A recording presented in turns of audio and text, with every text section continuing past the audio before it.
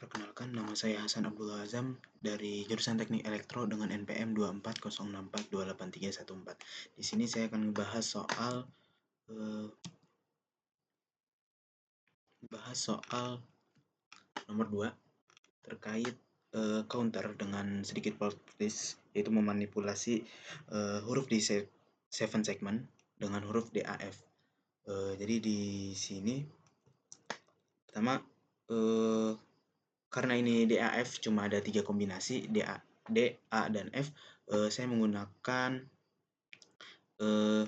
outputnya sebagai counter dengan 2 bit. Di sini karena 2 bit dengan maksimum angkanya 4, tapi di sini kita cuma memakai 3 angka aja, yaitu 00, 01, dan 10. Ketika kondisi saat ini adalah 00, maka kondisi selanjutnya adalah 01. Ketika kondisi selanjutnya 01, maka selanjutnya 10, dan begitu juga selanjutnya. Ketika 10, selanjutnya yaitu 00. Dari sini kita bisa mencari fungsi T flip-flopnya, yaitu ketika fungsi sebelum dan fungsi sesudahnya itu berbeda. Di sini ketika Q1 dan untuk T1, yaitu untuk flip-flop 1, dia bakal berfungsi 0, 1, 1, dan X. X di sini karena kita cuma memakai 3 kombinasi 0, 0, 0, 1, dan 1, 0. Jadi ketika kombinasi 1, 1, dia akan bernilai X atau bebas. Di sini kenapa 0, 1, 1? Kalau bisa kita lihat di sini awalnya 0, akhirnya juga 0. Maka tidak ada perubahan, nilainya 0. Awalnya 0, akhirnya 1, ada perubahan 1. Awalnya 1, akhirnya 0, ada perubahan 1. Selanjutnya untuk T2, awalnya 0, akhirnya 1, ada perubahan 1. 1 jadi 0, jadi 1. 0 dan 0 tidak ada perubahan, tetap 0. Di sini kita bisa ngebuat fungsi T1 dan T2-nya dari keymap. Jadi di sini untuk T1 adalah Q1 dan Q2, sedangkan untuk T2 adalah Q1 aksen. Selanjutnya bisa kita lihat di sini. Di sini ada dua rangkaian flip-flop. Ini untuk yang 1 dan ini 2. Untuk 1 dia fungsinya adalah Q1 ditambah OR Q2. Ini Q1 dan ini Q2. Selanjutnya yaitu adalah T2. T2 itu adalah OR Q1. Makanya di sini kita menggunakan OR gate. Selanjutnya, dari kedua output ini, dari output flip-flop counter ini, kita melakukan decoder atau encoder, yaitu kita rubah sebagai fungsi dari segmen-segmennya.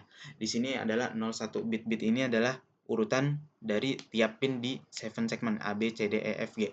Untuk huruf D, kita mengambil LED yang nyala itu bertanda 1 dan 0 itu artinya mati. Dengan D itu 0, 1, 1, 1, 1, 0, 1. A itu 1, 1, 1, 1, 1, 0, 1. Sedangkan F 1, 0, 0, 0, 1, 1, 1. Ini kita masukkan ke truth table untuk Q1, Q2, dan A, B, C, D, E, F, G. Itu seperti ini, seperti yang tertera. Jika Q1, Q2, 0, 0, maka yang nyala D. 0, 1, 1, 1, 1, 0, 1. Dan 0, 1 itu masuknya A. 1, 1, 1, 1, 1, 0, 1. Dan 1, 0 itu masuknya F. 1, 0, 0, 0, 1, 1, 1. Di sini kita bisa nyari fungsi untuk tiap hurufnya atau untuk tiap pin LED dari 7 segmennya. Untuk A itu dia bakal seperti ini rumus keymapnya dan fungsinya adalah Q1 dan Q2. Untuk B, C, D, karena mereka semuanya sama, equivalent, kita bisa gabungkan dan rumus F-nya itu adalah Q1 aksen. Sedangkan E dan G, karena dia semuanya bernilai 1, kita F-nya itu adalah 1.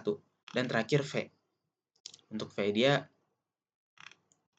di sini harusnya Q2 dan ada rumus lainnya itulah Q1 plus Q2 jika kita ngambil satunya.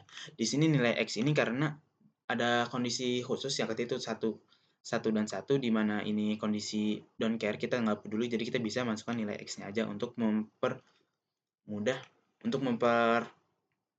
untuk mensederhanakan rumus yang ada. Ini untuk proses konversi dari 2 bit menjadi huruf BCD-nya. Huruf yang ditampilkan di 7 segmennya. Di sini untuk pin A itu adalah OR dari Q1 dan Q2, sedangkan untuk BCD dia itu adalah NOT dari Q1. Terus di sini ada E dan G itu adalah 1, dia dihubungkan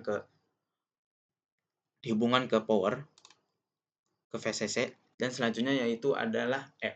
Di sini saya menggunakan E dengan rumus kedua, yaitu adalah N, itu adalah Q2 N Q1, yaitu ini Q1 aksen N Q2. Kenapa saya menggunakan rumus yang lebih rumit ini? Karena sebelumnya jika kita menggunakan yang Q2 saja akan terjadi sedikit error. Nanti bakal saya tunjukkan. Di sini akan saya tampilkan untuk proses runningnya.